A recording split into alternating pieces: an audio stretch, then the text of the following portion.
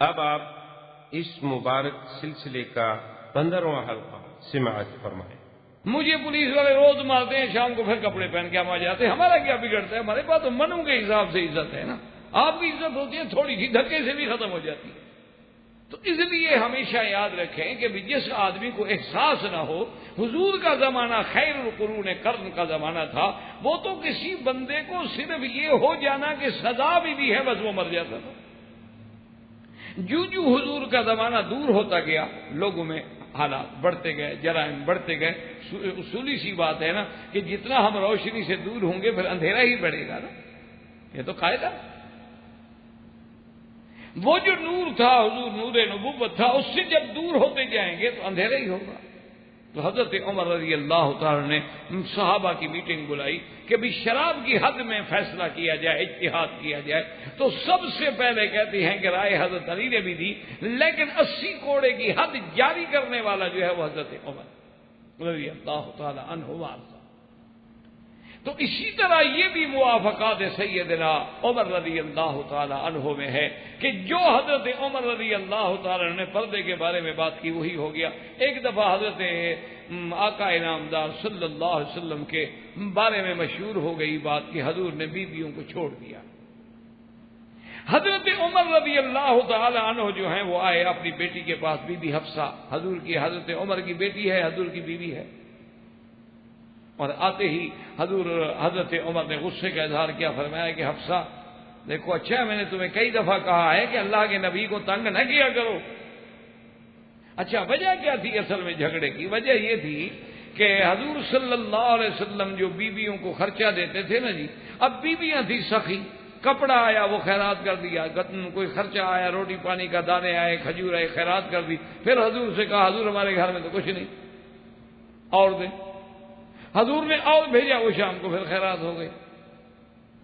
تو حضرت عمر رضی اللہ تعالیٰ عنہ بی بی حفصہ سے کہتے تھے کہ اللہ کی بندگی، اگر تمہیں ضرورت ہے تو عمر سے کہو، میں تمہیں دے دوں گا، لیکن اللہ کے نبی سے نہ مانگا کرو، خبردار اللہ کے نبی کو پریشان نہ کیا کرو، خرچہ دو خرچہ دو خرچہ دو۔ ایسا نہ ہو کہ اللہ چاہے تو اس کو حکم دے دے اور اللہ کا نبی تمہیں طلاق دے دے، اور اللہ تو قادر ہیں، وہ چاہے تو ان کے لیے بہترین سے بہترین بیویاں بدل ڈالیں، ایمان والیاں، اسلام والیاں، اطاعت والی، فرمانبرداری، اللہ تو قادر ہے اس بات۔ تو خدا کی قدرت ہے۔ صحابہ کہتے ہیں کہ جیسے حضرت عمر نے کہا تھا نا کہ خدا چاہے تم سے طلاق دلوا دے اور وہ اپنے نبی کے لیے اور بیویوں، اسی طرح قرآن نازل ہوا کہ عسىٰ ربہ ان طلقکن ان یبدلہ ازواجا خیرا منکن مسلمات مؤمنات قانتات تائبات عابدات سائحات طیبات و ابکارا۔ اللہ نے قرآن نازل کر دیا، جو حضرت عمر رضی اللہ تعالیٰ عنہ کے منہ سے نکلا تھا اسی طرح قرآن نازل ہو گیا۔ یہ بھی موافقات عمر میں سے ہے۔ خدا کی قدرت ہے کہ جب اللہ کے نبی پڑھیں کہ ثم خلقنا النطفة علقة فخلقنا العلقة مضغة فخلقنا المضغة عظاما فكسونا العظام لحما ثم انشأناه خلقا آخر، فوراً حضرت عمر کے منہ سے نکلتا ہے تبارک اللہ، اللہ نے قرآن نازل کیا فتبارک اللہ احسن الخالقین۔ اللہ نے بے عینی ہی وہی لفظ قرآن میں نازل ہو گیا جو حضرت عمر کی زبان سے جاری ہوا۔ تو یہ بھی موافقات سیدنا عمر رضی اللہ تعالیٰ عنہ تھا۔ اسی لیے سیدہ عائشہ کہتی تھی کہ واللہ عمر کان ابکریا احوذیا النسیج وحدہ، وہ کہتی تھی خدا کی قسم ہے عمر جیسا عبقری ہم نے نہیں دیکھا، آپ جیسا ذہین ہم نے نہیں دیکھا، آپ جیسا دین اسلام پہ کنٹرول کرنے والا ہم نے نہیں دیکھا ہے۔ حضرت عمر رضی اللہ تعالی عنہ کے یہ بھی موافقات میں شامل ہوتا ہے کہ جو حضرت آقا انعامدار صلی اللہ علیہ وسلم ابھی وحی آ رہی ہے لیکن حضرت عمر کے منہ سے نکلا تو فوراً بے عینی ہی وہی لفظ، چاہے اللہ پہلے فرما چکے ہیں، عمر تو نہیں جانتا نا۔ تو یہ بھی موافقات عمر رضی اللہ تعالی عنہ میں شمار ہوتا ہے کہ اللہ تبارک و تعالی نے حضرت عمر کو اتنی بڑی شان عطا فرمائی کہ وہ ایسے ایسے واقعات اور ایسی ایسی جو رائے حضرت عمر نے زمین پہ دی وہی رائے جو تھی اللہ نے عرش پہ قبول کر. اور اسی طرح سیدنا عمر امیر المؤمنین عمر رضی اللہ تعالی عنہ ثانی الخلفاء وزیر النبی المصطفیٰ رضی اللہ تعالی عنہ فرماتی ہیں کہ خدا نے پتہ نہیں مجھے کتنی طاقت دے دی تھی، میں اپنی قوت پہ حیران تھا کہ حضور جب عبداللہ ابن ابی کے جنازے کے لیے تشریف لائے فقمت فی صدر رسول اللہ. عبداللہ ابن ابی جو ہے رئیس المنافقین، یہ دشمن ہے میرے بدری صلی اللہ علیہ وسلم، یہ جنگ احد میں پیچھے بھاگنے والا، ہر مقام پہ نقصان دینے والا، اور یہی وہ بندہ تھا جس نے کہا تھا لا یخرجن الاعز منها الاذل. یہی وہ بندہ تھا جس نے اپنی قوم سے کہا تھا کہ اب اللہ کے نبی پہ خرچ نہ کیا کرو، اللہ کے نبی کو کوئی امداد نہ دیا کرو، جب صحابہ کو روٹی نہیں ملے گی تو بھاگ جائیں گے. اللہ اکبر، یہ وہ شخص ہے عبداللہ ابن ابی، اور مر گیا. خدا کی شان ہے، حضور صلی اللہ علیہ وسلم نے اس کے بیٹے کو فرمایا، اس کا بیٹا بڑا پکا مسلمان ہے، آپ نے فرمایا میرے بیٹے جب آپ کا ابے کی وفات ہو جائے مجھے اطلاع دینا، میں اس کا جنازہ پڑھوں گا، اور محمد عربی کا یہ قمیض بھی لے جاؤ، یہ کفن بنا کے اپنے ابے کو پہنا دینا. اب جناب وہ بڑا تفصیل سے واقعہ ہے، لیکن خلاصہ یہ ہے کہ جب جنازہ آ گیا، حضور تیار ہو کے آ گئے، لوگ آ گئے، صفیں بن رہی ہیں. حضرت عمر کہتے ہیں میں خود حیران ہوں، وقمت فی صدر رسول اللہ، میں حضور کے سینے کے برابر آگے کھڑا ہو گیا اور میں نے کہا لا تصلی علی ھذا یا رسول اللہ، اللہ کے نبی اس بدبخت کا جنازہ نہ پڑھیں، یہ منافق ہے، منافقوں کا سردار ہے، یہ احد میں بھاگنے والا، بی بی عائشہ پہ تہمت لگانے والا، حضور اس کا جنازہ پڑھیں. حضور نے فرمایا عمر میں نے کہہ دیا ہے، اس کے بیٹے سے میں نے کہہ دیا ہے، اور نبی جب کہہ دے بات تو پوری تو کرنی ہوتی ہے. انہوں نے کہا حضور مہربانی کر. حضرت عمر کہتے ہیں میں حیران ہو گیا اپنی جرت پہ، ایک تو حضور کے سامنے کھڑا ہونا، حضور کے سامنے کھڑا ہونا کو مذاق ہے، اور کہتا ہے کہ بعض روایات میں آتا ہے کہتا ہے میں نے حضور کا کپڑا بھی پکڑ لیا. میں نے کہا حضور صلی اللہ علیہ وسلم سے جنت پر محبت میں کہنے حضور نے اس کا جنازہ میں نہیں پڑھنے دوں گا. حضور نے فرمایا چھوڑو عمر میں نے جنازہ پڑھنا. حضور نے جنازہ شروع کیا. آپ دیکھیں کمال کہ یہاں تو لڑ رہا ہے، لیکن جب حضور نے اللہ اکبر کیا تو پہلی صف میں عمر کھڑا ہے. اللہ اکبر.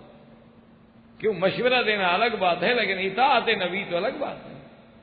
ایک ہے مشورہ پیش کر دینا، لیکن جب اللہ کا نبی کوئی حکم کر دے پھر تو کوئی سوال ہی پیدا نہیں ہوتا، پھر تو اطاعت اور فرما برداری کر رہی. جب نماز ختم ہو گئی اللہ کے نبی نے پڑھا لی تو اللہ نے قرآن اتار دیا کہ وَلَا تُصَلِّ عَلَىٰ أَحَدٍ مِّنْهُمْ مَاتَ أَبَدًا وَلَا تَقُمْ عَلَىٰ قَبْرِهِ إِنَّهُمْ كَفَرُوا بِاللَّهِ وَرَسُولِهِ. اللہ نے قرآن اتارا کہ میرے مدنی صلی اللہ علیہ وسلم آئندہ یہ منافق بدبخت مر جائیں تو ان کے جنازے پہ نہ آنا، ان کی قبر پہ بھی نہ آنا، ان کے لیے مغفرت بھی نہ کرنا. دوسری جگہ فرمایا استغفر لهم او لا تستغفر لهم ان تستغفر لهم 70 مرة فلن يغفر اللہ لهم. میرا مدنی آپ سوچتے ہیں کہ جنازے میں آپ دعا مانگیں گے میں ان کو بخش دوں گا؟ آپ ایک دفعہ نہیں 70 دفعہ بھی مانگے میں ان کو کبھی نہیں بخشوں گا. یہ دشمن ہے میرے مدنی محمد مصطفیٰ کے. اور حضرت عمر نے جیسے روکا تھا کہ جنازہ نہ پڑھیں، مجھے عمر کا فیصلہ منظور ہے، آئندہ کبھی ایسے لوگوں کا جنازہ نہ پڑھیں.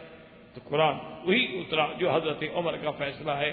حضور نے فرمایا عمر اللہ نے قرآن بھی تیری رائے کے مطابق اتار دیا ہے.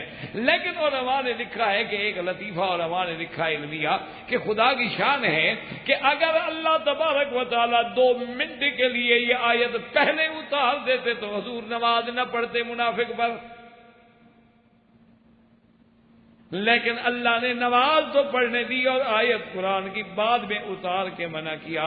علماء نے لکھا ہے کہ رائے تو اللہ نے عمر کی منظور کر لی تھی، لیکن شان نبی کی پیچھے نہیں کرنا چاہتے تھے کہ نبی نے کہہ دیا ہے کہ پڑھوں گا۔ اللہ نے فرمایا ابھی تو میرے نبی کو سچا کرو نا، ابھی تو میرے نبی کو آگے کرو نا، نبی کی بات پیچھے نہ رہ جائے، لیکن فیصلہ وہی ہے جو عمر نے کیا۔ ہم آئندہ کے لیے منع کر دیں گے، لیکن ابھی چونکہ نبی کہہ چکے ہیں کہ میں نے پڑھنا۔ اور حضور صلی اللہ علیہ وسلم نے جو قمیص اپنا عطا فرمایا تھا وہ بھی بات یاد رکھیں، ورنہ حضور کا تو دشمن ہے، حضور جانتے ہیں۔ وجہ یہ تھی کہ جب جنگ بدر ہوئی تھی تو حضور کے چچا عباس قید میں تھے، عباس کا قمیص پھٹ گیا تھا اور کسی کا قمیص عباس کو پورا نہ آیا تو اسی نے قمیص دیا تھا۔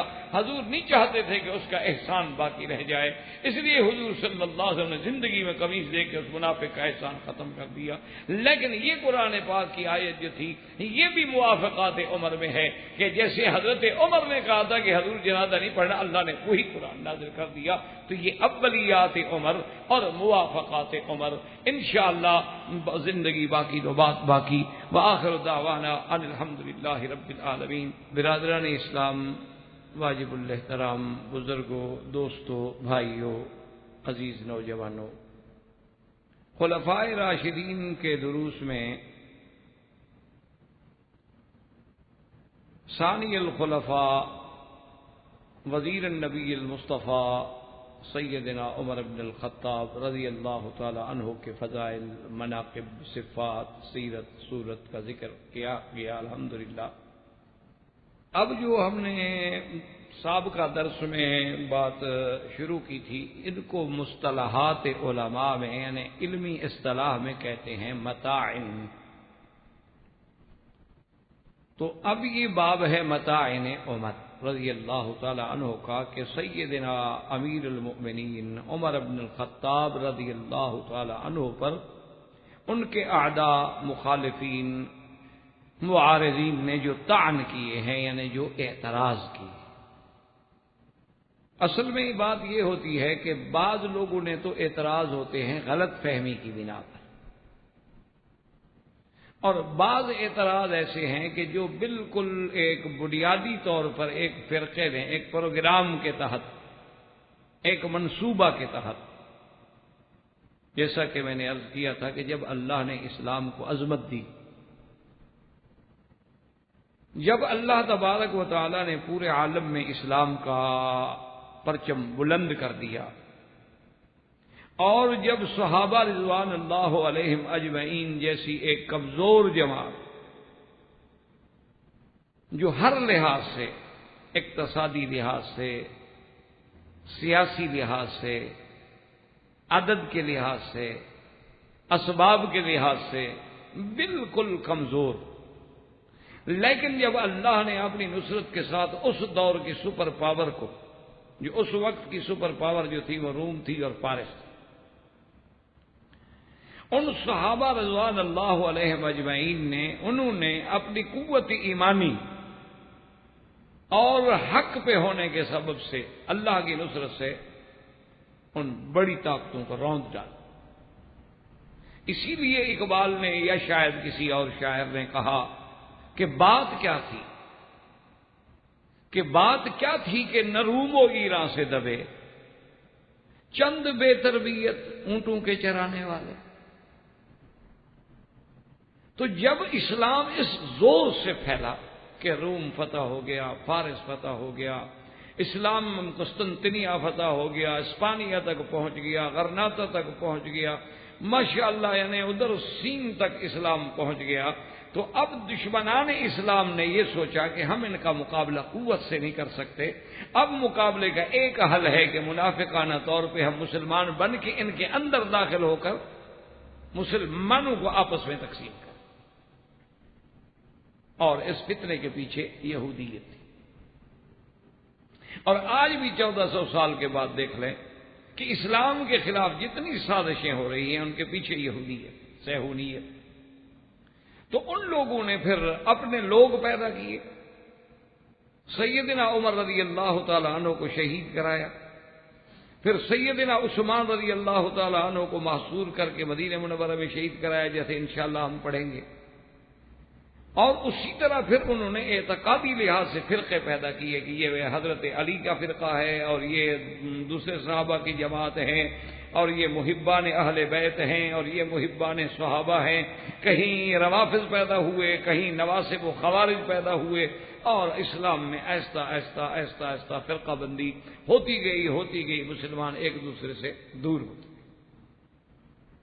تو اس لیے ہم نے الحمدللہ یہ مناسب سمجھا کہ جہاں خلفائے راشدین کی سیرت کا بیان ہو تو وہاں ہماری نوجوان نسل کو یہ بھی پتہ لگے کہ ان پہ اعتراضات جو کیے جاتے ہیں ان کی حقیقت کیا۔ تو سیدنا عمر رضی اللہ تعالیٰ عنہ کے متائن میں سے سب سے بڑا تان جو ہے وہ مسئلہ قرطاس ہے، جس کا مختصر خلاصہ میں نے سابقہ درس میں بھی عرض کیا تھا کہ حضور صلی اللہ علیہ وسلم نے اپنی بیماری کے وقت میں ارشاد فرمایا کہ ایتونی بقرطاسن، کاغذ قلم لاؤ تاکہ میں لکھ دوں، اور اس میں ایک روایت میں یہ بھی لفظ ہے کہ لن تضلوا بعدی ابدا، تاکہ میرے بعد تم کسی گمراہی میں نہ پڑ جاؤ۔ اور حضرت عمر رضی اللہ تعالیٰ عنہ نے کہہ دیا کہ حسبنا کتاب اللہ، اللہ کا قرآن کافی ہے۔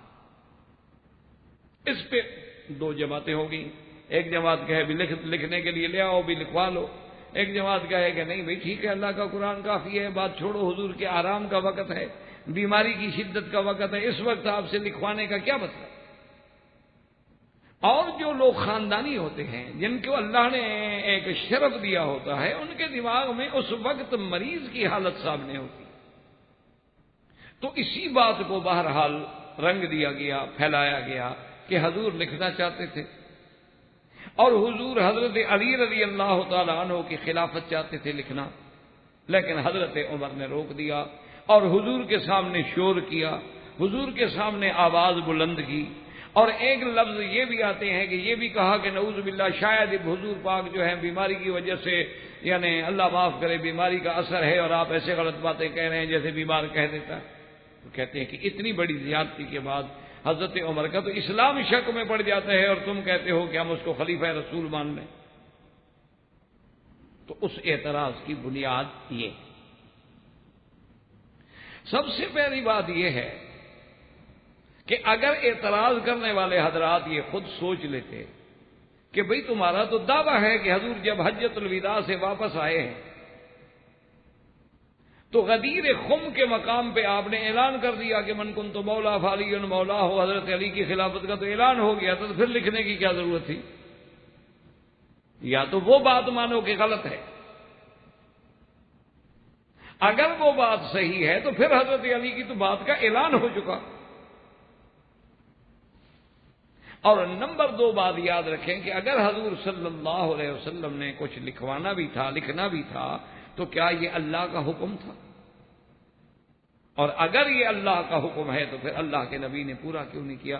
یعنی اللہ حکم دے اور حضرت عمر اگر روک دے تو اللہ کا نبی رک جائے، تو یہ حضرت عمر پہ اعتراض نہ ہوا، یہ تو اللہ کے نبی پہ اعتراض ہوا۔ کیوں؟ اللہ کا فرمان ہے قرآن میں کہ بلغ ما انزل الیک من ربک فإن لم تفعل فما بلغت رسالتہ۔ اللہ نے فرمایا کہ میرے مدنی جو کچھ ہم نے اتارا ہے آپ پہ آپ پہنچائیں، آپ دنیا تک وہ پہنچا دیں، اور اگر آپ نے میرے فرمان، میرے احکام، میرے اوامر کو نہ پہنچایا تو گویا آپ نے فریضہ رسالت مکمل نہیں ادا فرمایا۔ اور آگے تسلی بھی دے دی کہ واللہ یعصمک من الناس، آپ ڈرے نہیں، اللہ آپ کی حفاظت کریں گے۔ تو حضرت عمر سے کیسے ڈر گئے حضور؟ تو معنی یہ ہے کہ اس آیت پر نعوذ باللہ حضور پاک نے خود عمل نہیں فرمایا۔ اور دوسری بات یہ ہے کہ پھر یہ واقعہ اس وقت کا نہیں ہے کہ جس کے بعد فوراً وفات ہو جائے، بلکہ بالاتفاق، یعنی بالاتفاق اہل سنت والجماعت کے اور شیعہ حضرات کے، اس کے بعد حضور 5 دن باحیات ہیں، تو 5 دن باقی ہیں، اور 5 دن تو حضرت عمر نہیں بیٹھے رہے حضور کے حجرہ مبارک میں۔ عیادت کرنے کے لیے جو آدمی آتے ہیں 2 گھنٹہ 2 گھنٹے 4 گھنٹے کے بعد چلے جائیں گے، چلو ایک واقعہ ہو گیا، جھگڑا ہو گیا، اختلاف ہو گیا، چلے گئے۔ اس کے 5 دن جو موجود ہیں تو حضور صلی اللہ علیہ وسلم بعد میں حضرت علی کو بلا کے لکھوا دیں، تو ان 5 دنوں میں بھی حضور کا نہ لکھنا اور نہ لکھوانا۔ اور اگر یہ بات مان لی جائے کہ حضور صلی اللہ علیہ وسلم حضرت علی کی خلافت لکھ دینے کے لیے تیار تھے، تو کم از کم حضرت ابو بکر کی خلافت کے وقت میں حضرت علی تو یہ دلیل پیش کریں۔ حضرت علی بھی یہ دلیل پیش نہیں کرتے۔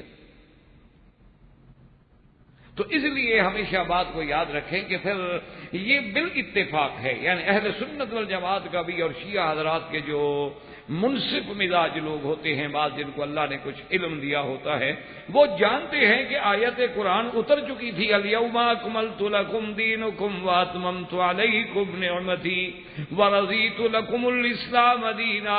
اللہ نے کہا دین مکمل ہو، تو معنی یہ ہے کہ جب دین مکمل ہے، کوئی چیز بچی نہیں، تو حضور دین کے علاوہ کوئی بات تھی۔ حالانکہ واقعہ صرف اتنی تھا کہ سیدنا عمر رضی اللہ تعالی عنہ آخری وقت میں حضور کی رضا حاصل کرنے کے لیے انہوں نے یہ بات کی تھی جس کو مخالفین نے بجائے سیدنا عمر کی شان کے نعوذ باللہ اعتراض بنا دیا۔ بات صرف اتنی تھی کہ ایک دفعہ میرے آقا سرکار دو عالم صلی اللہ علیہ وسلم تشریف فرما ہے، سیدنا ابو بکر تشریف فرما ہے، اور حضرت عمر تورات لے کر مطالعہ کر رہے۔ تورات کے کچھ اوراق ملے، حضرت عمر ان کو دیکھ، اور کتاب میں اتنے مشغول تھے کہ انہوں نے حضور صلی اللہ علیہ وسلم کے چہرے پہ نظر نہ ڈالی۔ تو حضرت صدیق نے حضرت عمر کو تنبیہ کی کہ عمر دیکھ نہیں رہے ہو کہ حضور ناراض ہو رہے ہیں اور تم کتاب پڑھ رہے ہو؟ حضرت عمر نے جب دیکھا کہ حضور کا چہرہ مبارک تو غصے میں سرخ ہو رہا، تو سیدنا عمر رضی اللہ تعالی عنہ نے فوراً عرض کیا کہ رضینا باللہ ربا وبالاسلام دینا وبمحمد صلی اللہ علیہ وسلم نبیا۔ حضرت عمر نے فوراً عرض کیا کہ یا رسول اللہ، ہم اللہ کی ربوبیت کے قائل ہیں، آپ کی نبوت کے قائل، دین کے اسلام ہونے کے قائل، تو ناراضگی حضور ہم سے کیوں آ رہی؟ اگر میں کوئی کتاب دیکھ رہا ہوں اس کا معنی یہ تو نہیں کہ میں دین سے ہٹ گیا ہوں۔ ہم تو اللہ کی توحید کے، الوہیت کے، ربوبیت کے، سرکار کی نبوت کے، اسلام کے قائل ہیں۔ حضور نے فرمایا کہ عمر لو کان موسیٰ حیا لما وسعہ الا اتباعی، او کما قال رسول اللہ صلی اللہ علیہ وسلم، فرمایا کہ عمر اگر آج موسیٰ علیہ السلام بھی زندہ ہوتے تو وہ بھی میری اتباع کرتے، میری نبوت، میری شریعت کے تابع ہوتے۔ تو جب تمہارے پاس دین مصطفیٰ موجود ہے تو پھر سابقہ کتابوں کے دیکھنے کی کیا ضرورت؟ کتابیں بدل گئی ہیں، محرف ہو گئی ہیں، مغیر ہو گئی ہیں۔ تو حضرت عمر نے بات مان لی، اور اس کے بعد حضور کی ناراضگی بھی ختم ہو گئی۔ تو حضرت عمر کے دل میں یہ بات تھی۔ تو اب چونکہ ایک موقع ملا اور حضور کی بیماری کا عالم ہے، اور حضور صلی اللہ علیہ وسلم نے فرمایا کہ کاغذ دوات لے آؤ، قلم دوات لے آؤ، میں لکھ دوں۔ حضرت عمر نے اپنے اس بات کو اللہ کے نبی کے دل سے دور کرنے کے لیے کہ یا رسول اللہ، اب تو ہم اتنے پکے ہو گئے ہیں، حسبنا کتاب اللہ، اللہ کا قرآن ہمارے لیے کافی ہے، اب لکھنے کی کیا ضرورت؟ تاکہ حضور کا دل مطمئن ہو جائے کہ حضرت عمر اب قرآن پہ اتنا پکا ہو چکا ہے کہ اب جب میرے لکھوانے کی بھی ضرورت نہیں رہی۔ وہ تو اپنی صفائی میں ایک بات کر رہے ہیں، نہ کہ اعتراض کر رہے ہیں حضور صلی اللہ علیہ وسلم۔ اور دوسری بات یاد رکھیں کہ اگر صحیح معنی میں بات یاد کی جائے تو دراصل حضور صلی اللہ علیہ وسلم اگر لکھنا چاہتے تھے تو پتہ ہے وہ کیا تھا، وہ خلافت ابی بکر تھی۔ اس کی دلیل کیا ہے کہ صحیح روایات میں موجود ہے کہ حضور صلی اللہ علیہ وسلم نے ایک دفعہ حضرت عائشہ سے فرمایا ادعی لی ابا کہ انا اکتبہ، اپنے ابا کو بلاؤ، میں چاہتا ہوں کہ میں ان کو لکھ دوں خلافت میرے بعد۔ اور اس کے فوراً بعد حضور نے فرمایا یا اب اللہ والمؤمنون الا ابی بکر، فرمایا اچھا عائشہ مت بلاؤ، اللہ بھی نہیں چاہتا ابو بکر کے سوا، اور مومن بھی ابو بکر کے سوا کسی کو قبول نہیں کریں گے، لکھنے کی ضرورت ہی نہیں۔ تو حضور صلی اللہ علیہ وسلم نے اپنا وہ ارادہ بدل دیا۔ اس وقت بھی اگر کوئی خیال آیا تو پھر وہ خلافت ابی بکر کے بارے میں ہو سکتا ہے، نہ کہ خلافت علی کے بارے میں۔ تو اس لیے اس اعتراض کو سیدنا عمر رضی اللہ تعالی عنہ پر محمول کرنا یعنی نہ تو یہ عقل سلیم کا کوئی فیصلہ ہو سکتا ہے اور نہ ہی کوئی منصف انسان جو ہے وہ اس کو حضرت عمر رضی اللہ تعالی عنہ کے خلاف کہہ سکتا ہے کہ سرکار دو عالم کی تکلیف کا وقت ہے. یعنی ابھی آپ اندازہ کریں ہمارے اپنے خاندان میں یعنی ہماری قوم میں، مقصد رشتہ دار نہیں برادری میں، قوم میں ایک آدمی تھا، اس نے وہ سردار تھا، بہت بڑا ڈاکٹر بھی تھا اور خان بھی تھا، زمیندار بھی تھا اور بہت بڑا ڈاکٹر تھا. اور وہ ہمارے بہاولپور اسٹیٹ میں جس دور میں ڈاکٹر نہیں ہوتے تھے وہ پہلے ڈاکٹروں میں پہلے بیچ میں ہے جو باہر سے پڑھ کے آئے. یعنی اس دور میں کوئی ڈاکٹر ہوتا ہی نہیں تھا ہمارے دیہاتوں میں. تو اس نے دوسری شادی کر لی.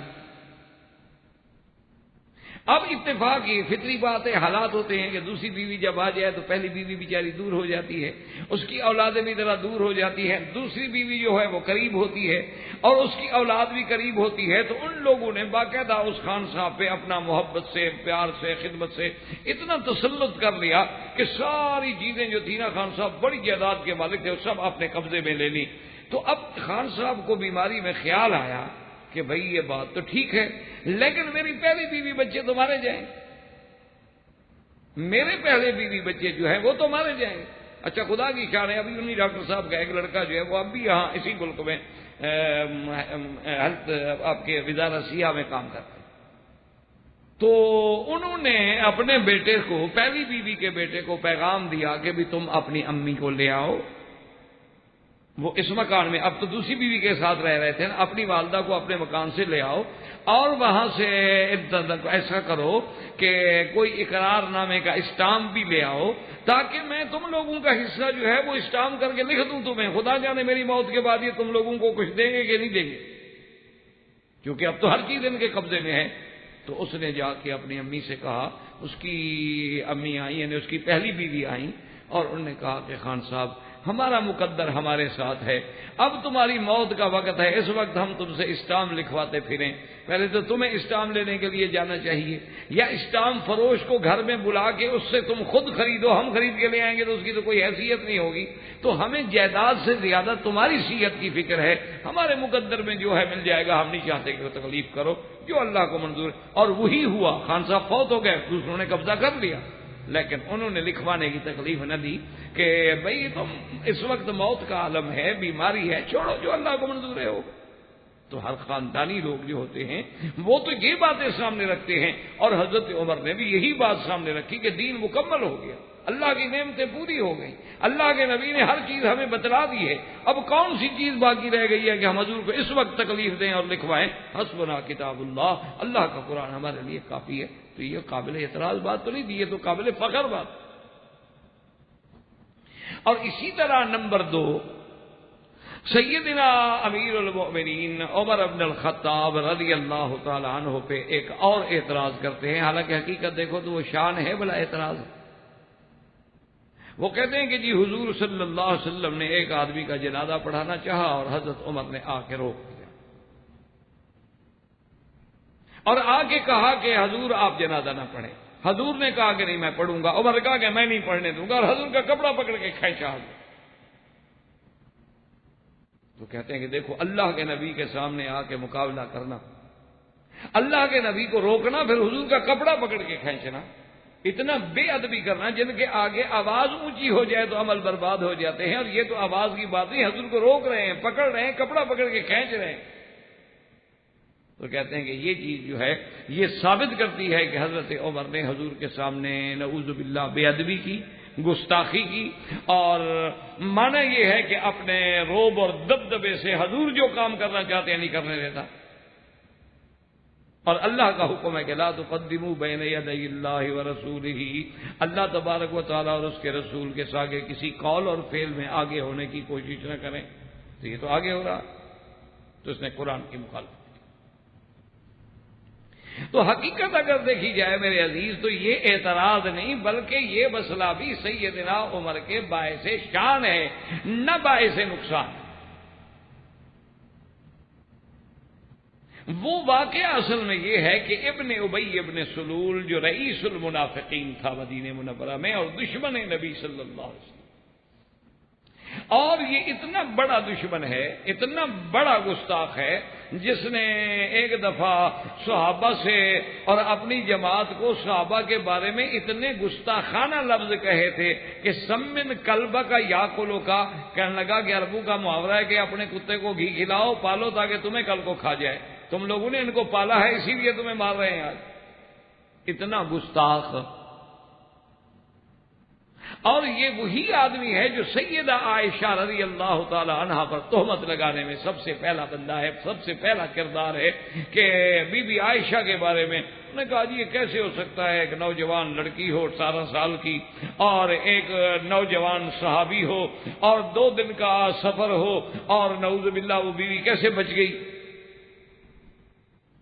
تو سیدہ عائشہ پہ تہمت لگانے والا بھی یہی ابن ابی، اور یہی وہ ابن ابی ہے جس کے بارے میں قرآن کہتا ہے کہ اس نے کہا تھا اپنی جماعت کو بلا کے کہ لا تنفقوا علی من عند رسول اللہ حتی ينفضوا، اس نے کہا کہ اے انصار مدینے والو، تم لوگوں نے مہاجرین کی خدمت کی ہے، جگہ دی، گھر دیا، پیسہ دیا، دولت دی، رشتے دیے، تم لوگ آج کے بعد بند کر دو حضور کے صحابہ کی مدد کرنا، یہ تو سارے روٹی کے لیے آئے ہوئے ہیں، جب مدد بند ہوگی چندہ بند ہو جائے گا بھاگ جائیں گے۔ یہ کہنے والا یہی ابن ابی، اور یہ کہنے والا بھی یہی ابن ابی تھا کہ یقولون لئن رجعنا الى المدینة لیخرجن الاعز منها الاذل، اس نے کہا کہ اچھا ہم اب مدینے لوٹ کے ایسا کریں گے کہ ہم عزت والے جو ہیں ان ذلت والوں کو نکال دیں گے۔ یہ لفظ بھی اسی نے کہا، اور یہ وہی آدمی ہے جس کا بیٹا اتنا پکا مسلمان ہے کہ جب یہ مدینہ منورہ واپس آئے اپنے گھر کے پاس آیا تو بیٹا تلوار لے کے کھڑا ہو گیا دروازے پہ۔ اس نے کہا کیا کر رہے ہو؟ اس نے کہا واللہ خدا کی قسم ہے میرے ابا، تم میرے گھر میں داخل نہیں ہو سکتے ہو جب تک تم زبان سے یہ نہ کہو کہ میں ذلیل ہوں اور محمد مدنی عزت والے۔ تم حضور کے سامنے ایسی بات کرو، سارے لوگ آ گئے، تمہارا باپ ہے جانے دو۔ اس نے کہا باپ کا کیا بنا، حضور کو نعوذ باللہ ذلیل کہے۔ یہ وہی آدمی ہے جب اس کا جنازہ آیا اور حضور پاک نے جنازہ پڑھنے کا ارادہ فرما لیا، اور اس سے پہلے قرآن کی ایک آیت اتر چکی تھی منافقین کے بارے میں، سواء علیہم استغفرت لهم ام لم تستغفر لهم ان تستغفر لهم 70 مرة فلن يغفر اللہ لهم۔ اللہ نے فرمایا میرا مدنی آپ ان منافقین کے لیے بخشش مانگے یا نہ مانگے، اگر 70 دفعہ بھی مانگے تو میں ان کو بخشنے کے لیے تیار نہیں ہوں۔ تو یہ آیت اتر چکی ہے، اسی لیے حضرت عمر کہتے ہیں میں سامنے آیا کہ یا رسول اللہ ان کے لیے تو بخشش مانگے یا نہ مانگے 70 دفعہ بھی مانگے تو اللہ معاف نہیں کرے گا، اس بدبخت کا جنازہ پڑھا رہے ہیں آپ۔ تو اب آپ ایمان سے کہیں حضرت عمر اپنے غصے کی وجہ سے روک رہے ہیں یا محبت رسول میں روک رہے ہیں؟ کہ یہ تو آپ کا دشمن ہے، یہ تو سیدہ عائشہ کا دشمن ہے، یہ وہ بندہ ہے جو احد والے دن اپنے 400 کی فوج جو ہے واپس لے کے مسلمانوں کی شکست کا ذریعہ بنا ہے۔ حضور آپ اس کے لیے دعا مانگیں؟ اچھا پھر دعا مانگنے کا یا رسول اللہ کو فائدہ بھی ہو، جب فائدہ ہی نہیں ہوگا اللہ فرما چکے ہیں کہ میں ان کو نہیں بخشوں گا۔ تو حضور صلی اللہ علیہ وسلم حدیث میں آتا ہے کہ یبتسموا، حضور عمر آگے کھڑے ہیں کہہ رہے ہیں اور حضرت مسکرا رہے، حضور کھڑے مسکرا رہے۔ آخر جب حضرت عمر نے بہت مجبور کیا تو ایک روایت اہل سنت میں یہ بھی آتا ہے اور حضرت عمر خود بھی کہتے ہیں کہ عجبت علی جرأتی، کہ میں اپنی جرأت پہ حیران رہ گیا کہ میں نے حضور کا کپڑا پکڑ لیا۔ اچھا کپڑے پکڑنے کا معنی یہ نہیں کہ مخالفت میں ہوتا ہے، آپ دیکھتے ہیں نا کہ کبھی آپ صبح کو ڈپٹی پہ آنے لگے اور آپ کا بیٹا جو ہے وہ کہے نہیں ابا جان آج آپ کو میں نہیں جانے دوں گا، میں نہیں جانے دوں گا، میں نہیں جانے دوں گا۔ آپ کہ نہیں بیٹا میں نے ڈپٹی پہ جانا ہے، کیا کر رہے ہو؟ تو آگے چمڑ جاتا ہے، آپ کے کپڑے کو پکڑ لیتا ہے، تو کوئی دشمنی کر رہا ہو؟ کوئی عقل کی بات ہے، جو محبت کی بات ہو اسے دشمنی بنا دیا جائے۔ حضرت عمر کا روکنا جو ہے، اگر حضرت عمر نے کپڑا بھی پکڑا ہے تو اسی طرح جیسے غلام حجت کرتا ہے، جیسے ایک چھوٹا حجت کرتا ہے، حضور میری بات مان لیں اس میں جنازہ رہا، اس کی بھی اب دعا نہ کریں جنازے میں۔ لیکن اصل بات کیا تھی کہ جہاں حضور کی نظر تھی وہاں تو عمر کی نظر نہیں پہنچ سکتی. آخر مقام نبوت جو ہے وہ تو مقام نبوت. اور حضور نے صرف جنازہ نہیں پڑھا، اپنا قمیض بھی دیا اس کو کفن کے لیے. حضور نے اس کے بیٹے سے کہا میرا قمیض لے جاؤ، اسی میں اس کو کفن دو. اور ایک روایت میں تو یہ بھی آتا ہے کہ حضور نے اس کو اپنے گھٹنے پہ رکھا اور اپنا لعاب مبارک بھی اس کے چہرے پہ ملا. لیکن جہاں نبوت کی بات ہوتی ہے، جہاں مقام نبوت ہوتا ہے، جہاں فہم نبوت ہوتی ہے، وہاں تو پھر حضرت عمر کی بات نہیں ہوتی. اگر حضرت حضور نے فرمایا عمر الیک عنی، ہٹ جاؤ، حضرت عمر ہٹ گئے اور حضور نے جنازہ پڑھایا. اب دیکھو جب جنازہ حضور نے پڑھانا شروع کیا تو حضرت عمر کھڑے ہو گئے جنازہ پڑھنے. کہ بھی مشورہ دینا تو الگ بات ہے، لیکن اللہ کے نبی کے حکم کی مخالفت تو نہیں ہو سکتی. اب حضور جنازہ پڑھیں گے تو ہم بھی پڑھیں. جب جنازہ پڑھ لیا تو حضور نے فرمایا عمر تم نے تو یہ سمجھا ہے نا کہ اللہ 70 دفعہ بھی مانگوں تو معاف نہیں کریں گے، تو اصل میں یہ ہے کہ اللہ نے فرمایا کہ 70 دفعہ بھی مانگو تو میں معاف نہیں کروں گا، تو میں 70 سے زیادہ ان کے لیے مانگ لوں گا، 70 دفعہ سے بھی زیادہ مانگ لوں گا، شاید اللہ بخش دے. اور قمیض دینے کی وجہ یہ تھی کہ حضور نہیں چاہتے تھے کہ اس کا احسان رہے. جنگ بدر میں جب حضور کے چچا حضرت عباس قید ہوئے تو حضرت عباس کا قمیض پھٹ گیا، تو کوئی قمیض جو ہے ان کو پورا نہیں آتا تھا، تو اسی ابن ابی نے اپنا قمیض دیا کہ حضور صلی اللہ علیہ وسلم کے چاچے کو دے دو. تو حضور صلی اللہ علیہ وسلم نے وہ قمیض لے کے چاچے کو دیا تھا. تو اللہ کے نبی نہیں چاہتے تھے کہ اس کا احسان میرے اوپر رہ جائے کہ میرے کہنے پہ اس نے میرے چاچا کو قمیض دیا تھا، حضور نے اپنا قمیض بدلے میں دے دیا کہ معاملہ دنیا میں صاف ہو جائے، آخرت میں احسان نہ رہے اللہ کے رسول پہ صلی اللہ علیہ وسلم. اور اب آگے دیکھیں کہ حضرت عمر کی اگر یہ گستاخی ہے، اللہ نے تو عرش سے قرآن نازل کر دیا وَلَا تُصَلِّ عَلَىٰ أَحَدٍ مِّنْهُمْ مَاتَ أَبَدًا وَلَا تَقُمْ عَلَىٰ قَبْرِهِ. اللہ نے قرآن نازل فرما دیا کہ میرے مدنی محمد مصطفیٰ صلی اللہ علیہ وسلم ان منافقین پہ آپ پھر کبھی جنازہ نہ پڑھیں اور نہ ان کی قبر پہ کبھی کھڑے ہو کے دعا کریں، بس ختم.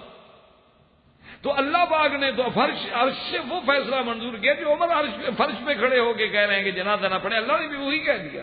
تو اگر حضرت عمر کی بے ادبی تھی، حضرت عمر کی زیادتی تھی، تو اللہ حضرت عمر کی بات پہ قرآن نازل کر رہے ہیں. یہ تو شان عمر ہے، یہ تو عظمت عمر ہے کہ جو بات حضرت عمر کہہ رہے تھے اللہ نے قبول فرما کے عرش سے حکم جاری فرما دیا. حضور صلی اللہ علیہ وسلم نے بعد میں فرمایا کہ عمر تمہاری اپنی جگہ بات ہے اور اللہ نے بھائی تیرا فیصلہ منظور کر لیا ہے، لیکن نبی کی ایک بات ہوتی ہے کہ شاید یہ ذریعہ بن جائے کسی کے اسلام لانے کا. تو تاریخ گواہ ہے اور آثار میں یہ روایت موجود ہے کہ اس جنازے پڑھانے کا اتنا اثر ہوا کہ ابن ابی کی قوم میں سے 1000 آدمی مسلمان ہو گیا. انہوں نے کہا کہ دیکھو یہ اتنا بڑا دشمن، اتنا بڑا گستاخ، اور اللہ کے نبی کی رحمت دیکھو کہ حضور پھر بھی دعا مانگ رہے ہیں. تو اس میں حضرت عمر رضی اللہ تعالی عنہ کے بارے میں تو نعوذ باللہ یہ تان نہیں ہے، یہ تو وہ کام ہے جس کو اللہ نے قرآن نازل کر دیا عمر کی رائے پر. تو جو بات حضرت عمر کی شان میں تھی، اگر اسی کو بھی نعوذ باللہ کوئی ان کی شان کے بجائے ان کی توہین بنا دے یا تان بنا دے تو پھر تو اس کے عقل پہ ماتم کیا جائے گا کہ ایک عام آدمی کو دھوکہ دینے کے لیے ایک بات کو بلا وجہ رنگ دینا، تو یہ تان جو ہے اس کی بھی عند اللہ کوئی حقیقت نہیں، بلکہ یہ تان نہیں بلکہ یہ تو شان عمر. اسی طرح نمبر 3 یاد رکھیں کہ حضرت عمر پہ ایک اور الزام لگاتے ہیں کہ جب حضور کی وفات ہو گئی، سرکار دو عالم صلی اللہ علیہ وسلم کی جب وفات ہو گئی تو کہتے ہیں کہ حضرت عمر تلوار لے کے کھڑے ہو گئے، کہا کہ جو یہ کہتا ہے کہ حضور فوت ہو گئے میں اس کی گردن اڑا دوں گا. اور کہتے ہیں جی قرآن نے کہا انک میت وانہم میتون.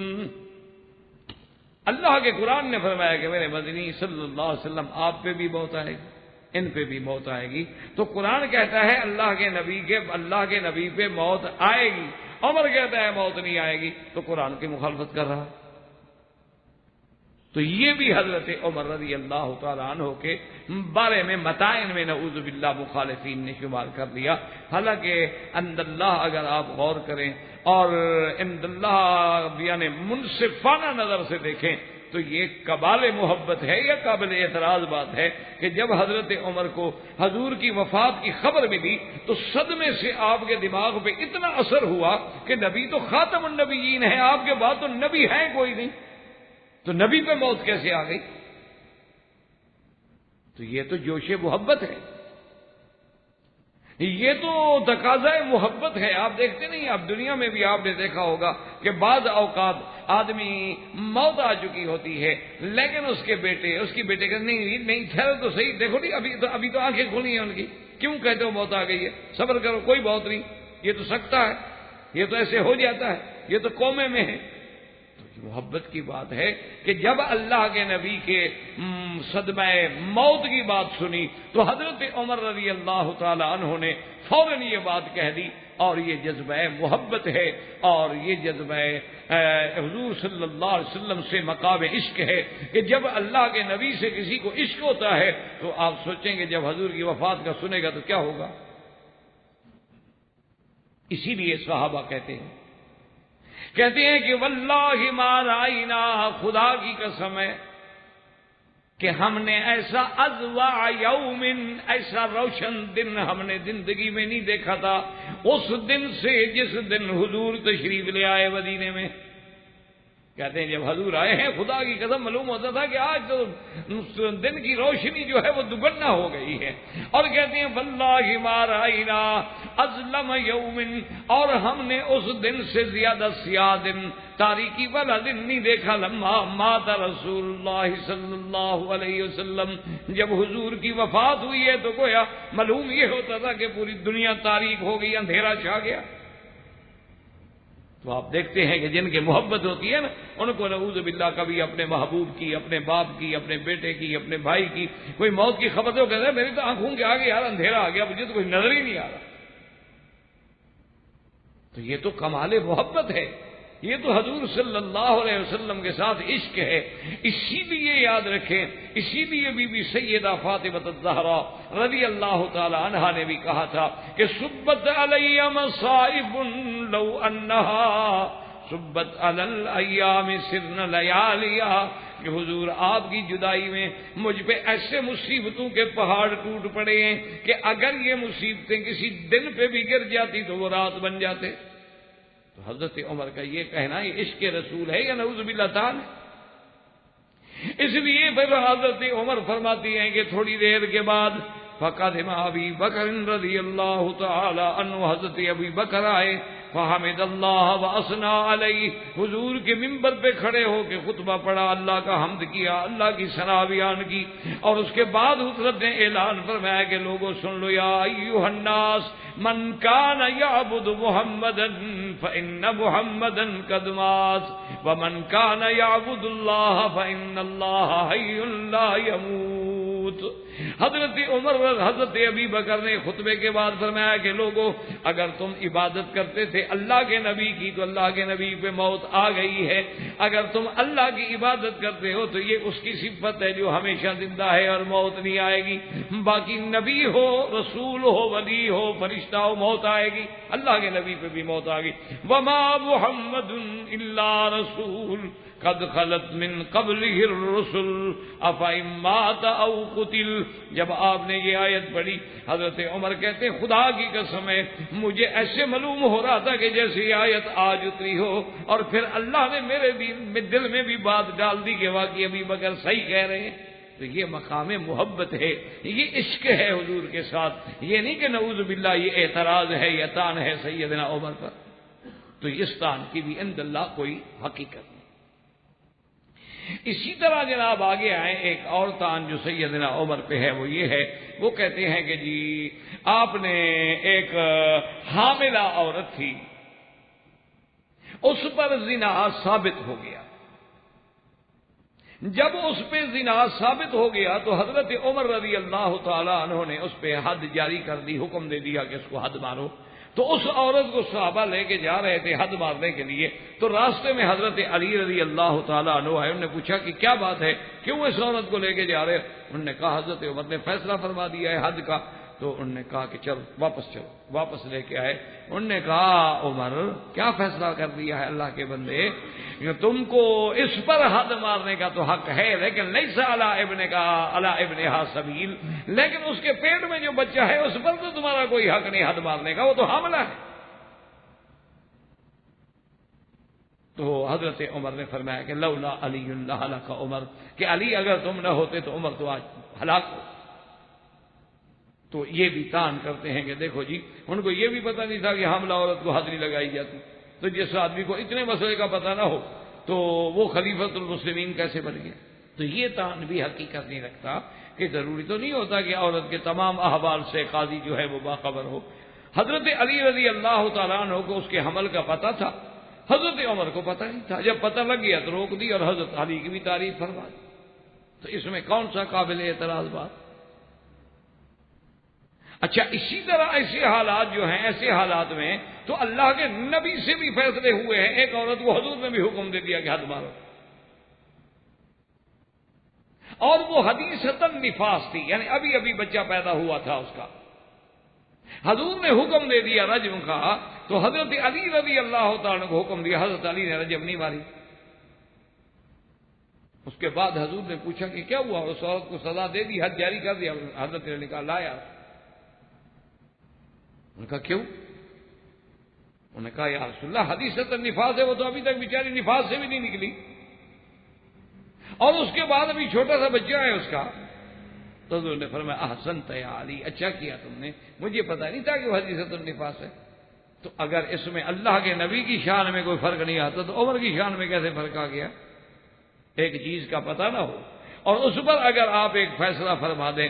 حضور صلی اللہ علیہ وسلم نے جیسے ایک آدمی نے شکایت کی کہ آپ کے گھر میں بی بی ماریہ قبطیہ کے پاس جو ہے ایک آدمی جاتا ہے، اور اللہ کے نبی کے گھر میں اس وقت جاتا ہے حضور جب آپ نہیں ہوتے، تو حضور کی غیرت، حضور نے حضرت علی کو بلایا، حکم دیا، فرمایا کہ وہ معبور جو ہے نا اس کو جا کے فوراً ماریہ قبطیہ کے پاس ان کا رشتہ دار تھا، آپ نے کہا اس کو قتل کر دو جہاں ملے۔ حضرت علی کہتے ہیں میں تلوار لے کے آیا، ایک روایت میں ہے کہ وہ اپنا کنویں کے کنارے پہ بیچارہ بیٹھا تھا، تو حضرت علی نے جو تلوار نکالی اور ڈر کے مارے گر گیا، اور ایک روایت میں آتا ہے کہ حضرت علی کو دیکھا تو بھاگ کے درخت پہ چڑھ گیا۔ حضرت علی کو دیکھا غصے میں آ رہے ہیں، تلوار ہاتھ میں ہے، تو ڈر کے مارے بیچارہ درخت پہ چڑھ گیا۔ حضرت علی جو گئے تو آپ نے جو ڈانٹا تو درخت سے گر گیا، درخت سے جو گر گیا غریب تو وہ تو ننگا ہو گیا۔ تو حضرت علی فرماتے ہیں کہ لیس عنده شیء، میں نے دیکھا وہ تو کچھ بھی نہیں، وہ تو مرد ہے ہی نہیں، وہ تو بیچارہ مرد ہی نہیں۔ تو آپ نے قتل نہ کیا، واپس آ گئے۔ حضور پاک نے پوچھا کہ ہاں تم نے کیا کیا؟ اس نے کہا یا رسول اللہ واقعہ یہ ہے وہ تو غریب مرد ہی نہیں ہے۔ تو حضور نے فرمایا احسنت یا علی، علی تم نے بہت اچھا کیا کہ اگر وہ قتل ہو جاتا اور بے گناہ، کہ ایک آدمی بیچارہ مرد ہے ہی نہیں تو وہ گناہ کیسے کرے گا؟ تو اس قسم کے واقعات کو تان نہیں بنایا جا سکتا، ہمیشہ یاد رکھیں کہ یہ تان نہیں ہوتا۔ اسی طرح سیدنا عمر رضی اللہ تعالیٰ عنہ پر ایک اور اعتراض بھی کرتے ہیں کہ جی آپ نے ایک مجنونہ تھی، ایک عورت تھی مجنون، دیوانی عورت تھی، اس پہ آپ نے حد زنا کا ثبوت ہو گیا تو آپ نے حکم دے دیا کہ حد جاری کرو۔ تو حضرت علی رضی اللہ تعالیٰ عنہ نے دیکھا کہ وہ صحابہ ایک عورت کو گھسیٹتے ہوئے لے جا رہے ہیں اور وہ چیخ رہی ہے، تو حضرت نے پوچھا کہ بماذا، کیا کر رہے ہو؟ تو انہوں نے کہا کہ جی حضرت نے حکم دیا ہے حد جاری کرنے کا۔ انہوں نے فرمایا تمہیں پتہ نہیں یہ تو فلاں قبیلے کی عورت ہے، انہا مجنون ہے، تو یہ تو بیچاری پاگل ہے، یہ تو دیوانی ہے غریب، اس کے ساتھ کسی نے برا کیا ہے، زنا کیا ہے، اللہ معاف کرے، لیکن اس کا کیا قصور ہے؟ دیوانے کو تو حد نہیں لگائی جاتی۔ تو اس عورت کو پکڑ کے حضرت عمر کے پاس لے، انہوں نے کہا یا امیر المومنین میں اس عورت کو جانتا ہوں، یہ فلاں قبیلے کی ہے، یہ تو دیوانی ہے غریب۔ تو اگر حضرت عمر کو ایک فیصلے کا علم نہ ہو، ایک عورت کے بارے میں معلومات نہ ہوں، اور اگر ایک حکم جاری کر دیں اور حضرت علی کے کہنے سے فوراً اس مسئلے کو واپس لے لیں، تو اس میں کون سا تان ہے سیدنا عمر رضی اللہ تعالیٰ عنہ پہ؟ یہ تو امیر المومنین عمر رضی اللہ تعالیٰ عنہ کا کمال ہے کہ فیصلہ بھی جاری کر دیں اور اس کے بعد جب اطلاع مل جائے تو یہ نہ کہیں گے نہیں ہم نے آرڈر کر دیا ہے، ہم تو واپس نہیں دیں گے۔ یہی تو تھا نا کہ ان اللہ جعل الحق علی لسان عمر، اللہ نے عمر کی زبان پہ حق رکھا ہے۔ اگر کبھی کوئی ایسا تصاب ہو گیا جب پتہ لگا تو فوراً حضرت عمر رضی اللہ تعالیٰ عنہ نے رجوع کر لیا، یہ بات کوئی قابل اعتراض نہیں۔ اسی طرح ایک اور تان بھی کرتے ہیں کہ آپ کا ایک بیٹا تھا ابو شامہ، اور انہوں نے ابو شامہ پر جو ہے حکم دے دیا کہ حد جاری کرو، اور حد جب مارنے لگے تو وہ مر گیا۔ جب وہ حد میں مر گیا تو حد کے بعد جو تھے وہ بچ گئے۔ تو حضرت عمر رضی اللہ تعالیٰ عنہ سے پوچھا گیا کہ آپ کیا کریں اس کے بارے میں، اس کے بارے میں ہم کیا کریں کہ حد کے بعد ابھی باقی ہے، بندہ مر گیا، آپ نے کہا مار دو، مردے پر بھی حد جاری کروا دی۔ تو کہتے ہیں کہ دیکھو جی حضرت عمر کا کمال کہ مردہ بندے پر بھی حد ماری جاتی ہے، زندہ کو حد ماری جاتی ہے، مردہ کو حد نہیں ماری جاتی۔ بھائی اب تو بس جو ہو رہا ہے تو خاموشی ہو جائے۔ یہ تو ہر آدمی کو جس کے پاس جوال ہو، موبائل ہو، اس کو اصول ہوتا ہے کہ مسجد میں آئے بند کر، کیونکہ اور خاص طور پہ آج کل جو مصیبت ہے، جوال جو ہے نا گھنٹیاں نہیں ہے تو باقاعدہ موسیقی ہے، باقاعدہ گانے لگے ہوئے ہیں، ان پہ جو میوزک بجتے ہیں یہ تو باقاعدہ گانوں کی دھنیں ہیں، اور ہر آدمی نے اپنے منشے کا میوزک سیٹ کیا ہوتا ہے، اور مسجد میں موسیقی اور میوزک وہ تو حرام ہے۔ تو بہرحال اللہ ہم سب کو ہدایت دے۔ تو اب جناب یہ ہے کہ حضرت عمر رضی اللہ تعالی عنہ کے بارے میں اس قسم کا پہلی چیز سمجھیں کہ حضرت عمر کا حد مارنا یا مردے پہ حد مارنا یہ واقعہ ہے ہی نہیں، ہوا ہی نہیں، دنیا میں اس کا وجود ہی نہیں۔ یعنی یہ قصہ اتنا جھوٹا ہے کہ لم یثبت، کسی سند صحیح سے ثابت ہی نہیں۔ جب قصہ ثابت ہے تو ہم جواب کس بات کر رہے، واقعہ ہی نہیں، یہ تو گھڑنتو ہے۔ اسی طرح سیدنا عمر رضی اللہ تعالیٰ عنہ پہ اعتراض کرتے ہیں کہ جی حضرت عمر کو تو اتنے مسئلے کا بھی پتہ نہیں تھا جتنا ایک بوڑھی عورت کو ہوتا ہے، تو وہ خلیفہ کیسے بن گئے؟ وہ واقعہ اصل میں یہ ہے کہ سیدنا عمر رضی اللہ تعالیٰ عنہ نے ایک دن اعلان کیا، آپ نے فرمایا کہ لوگوں حق المہر میں غلا نہ کرو، حق المہر نہ بڑھاؤ، حق المہر زیادہ نہ کرو۔ اگر کسی نے حق المہر بڑھا کر دیا حضور کی بیٹیوں سے، حضور کی بیویوں سے، تو میں عمر جو ہے ضبط کر دوں گا اور بیت المال میں جمع۔ یہ انتظامی امر ہے۔ حضرت عمر کیا چاہتے تھے کہ بھئی اگر ہم نے حق المہر کو اتنا مہنگا کر دیا تو حلال مہنگا ہو جائے گا، اور حلال جب مہنگا ہو جائے گا تو حرام خود بخود سستا ہو جائے گا۔ یہی وجہ ہے نا کہ آپ دیکھیں یورپ میں، آپ امریکہ میں، یورپ میں، ان ملکوں میں آپ جا کے دیکھیں، وہاں 10 سال 20 سال سے مرد عورت اکٹھے رہ رہے ہیں لیکن نکاح نہیں۔ اچھا بچے ہو گئے، اولادیں ہیں باقاعدہ، اچھا رہتے بھی اکٹھے ہیں لیکن نکاح نہیں کرتے، چونکہ نکاح میں آنے کے بعد جو ذمہ داریاں قانونی طور پہ ان پہ پڑتی ہیں وہ قبول کرنے کے لیے تیار نہیں۔ تو اس لیے ہمیشہ یاد رکھیں کہ اگر آپ جیسے کہ اب یہاں مثلا اس معاشرے میں جو پیسے والے لوگ ہیں ان کے لیے کم از کم شادی کا صرف کھانا جو ہے 5-5 لاکھ کا تو کھانا ہے، 3-3 لاکھ صرف ایک رات کا افراح کا کرایہ ہے اس قصر کا جس میں شادی ہوتی ہے، اور اس کے علاوہ کھانا الگ ہے۔ اچھا پھر جو گھر بنائیں گے اس کے ڈیکوریٹ کریں گے، یعنی ایک متوسط آدمی نے مجھے بتایا کہ میں نے اپنا جو فلیٹ جو ہے اس کو ٹھیک کیا ہے شادی کے لیے تو 1,75,000 ریال میرا لگا ہے اس کے ڈیکوریشن پہ، اور وہ بھی کرایہ کا ہے، یعنی کل اگر جھگڑا ہو جائے تو اٹھا دو، اور جو کچھ بنایا گیا وہ تو اسی کمروں کے مطابق سیٹ کیا گیا ہے نا۔ تو جب اتنی مہنگائی ہو جائے تو لوگ کیا کریں گے آخر؟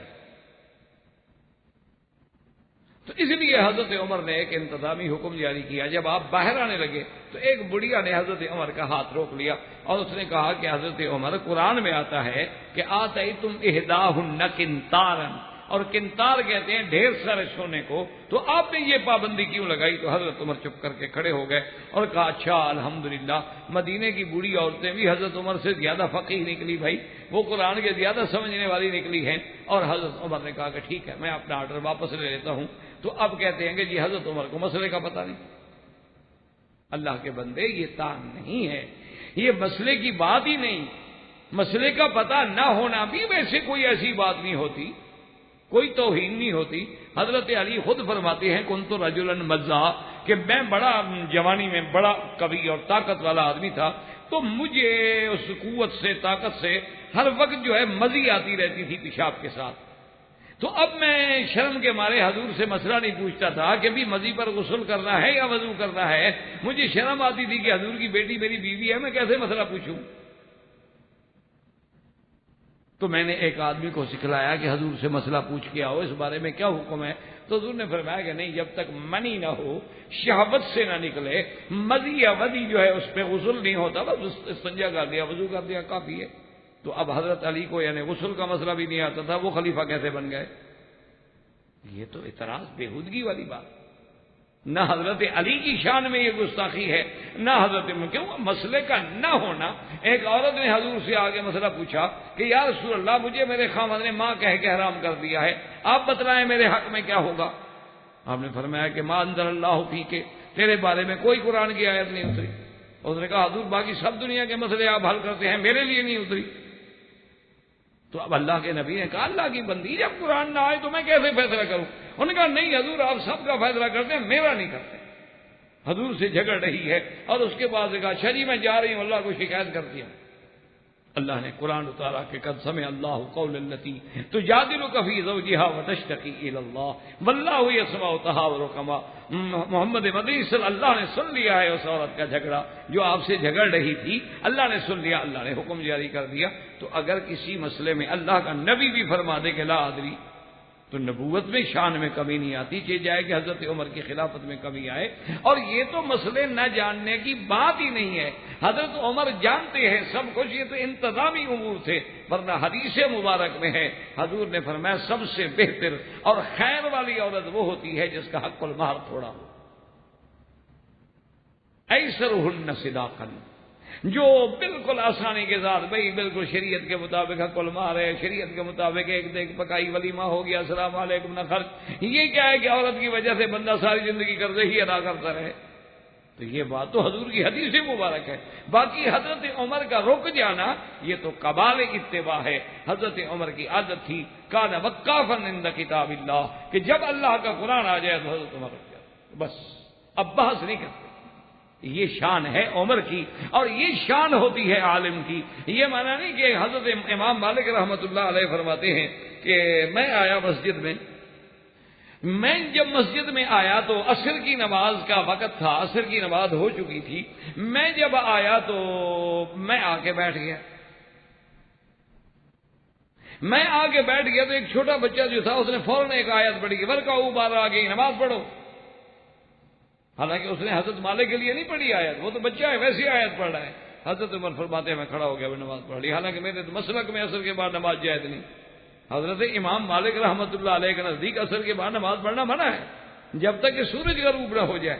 لیکن فرماتے ہیں کہ قرآن تو یہ کہہ رہا تھا نا کہ نماز پڑھو، تو میں ڈر گیا کہ کہیں ایسا نہ ہو کہ اللہ فرما دیں کہ مالک تم نے سنا تھا قرآن کی آیت تو پھر کیوں نہیں پڑھی. تو میں نے قرآن کی آیت کو سامنے رکھتے ہوئے نماز پڑھی. حالانکہ وہ مسئلہ نہیں تھا، لیکن یہ ایک کمال اتباع ہے، اور وہی بات حضرت عمر میں ہے جو کمال اتباع ہے، نہ کہ نعوذ باللہ کمال اعتراض ہے. تو یہ بھی سیدنا عمر رضی اللہ تعالی عنہ پر جو تان کرتے ہیں یہ بھی غلط. اور اسی طرح یہ بھی تان کرتے ہیں کہ جی حضرت عمر نے یہ 20 تراویح کا مسئلہ نکالا ہے.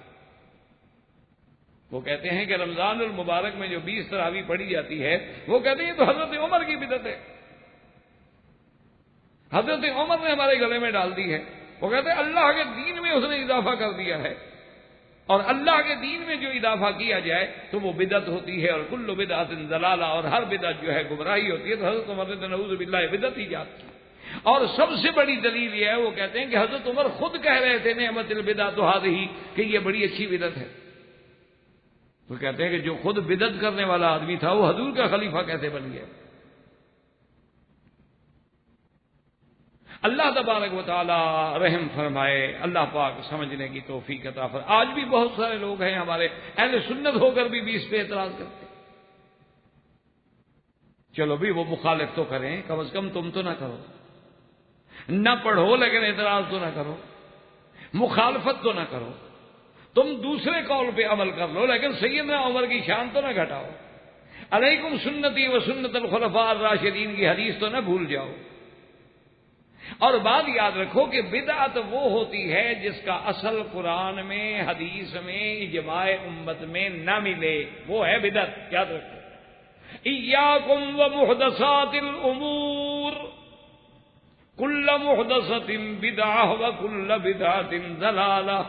اور اسی طرح حضور پاک صلی اللہ علیہ وسلم نے فرمایا من احدث فی امرنا ھذا ما لیس منہ فہو رد، کہ جو ہمارے دین میں نئی بات پیدا کرے جو اس دین میں نہ ہو وہ بدعت ہے، وہ رد ہے۔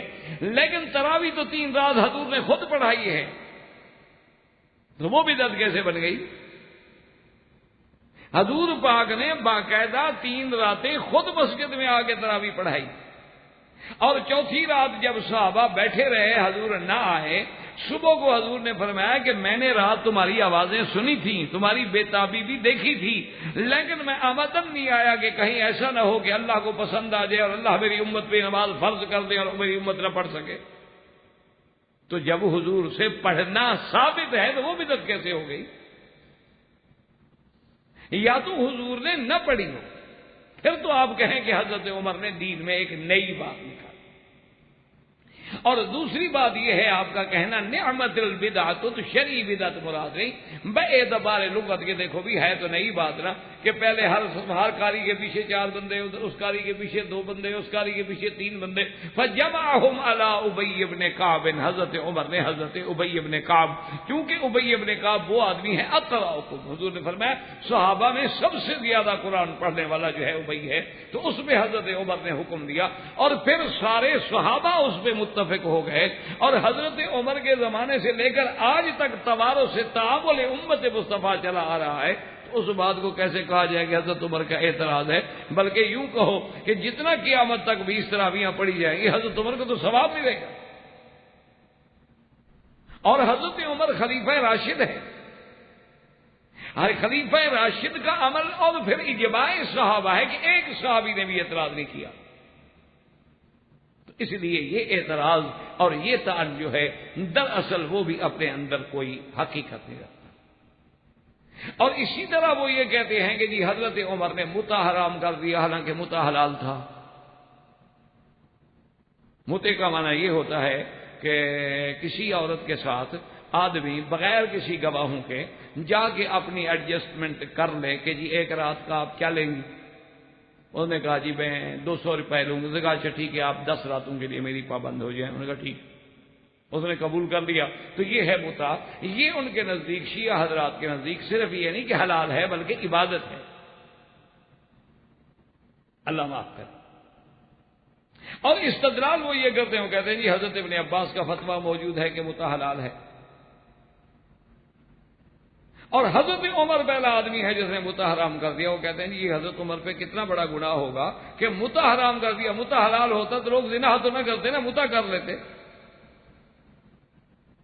تو آج قیامت تک جو ساری دنیا لوگ زنا میں مبتلا ہوں گے سبب تو عمر بن گیا۔ یہ بھی سیدنا عمر پہ طعن ہے۔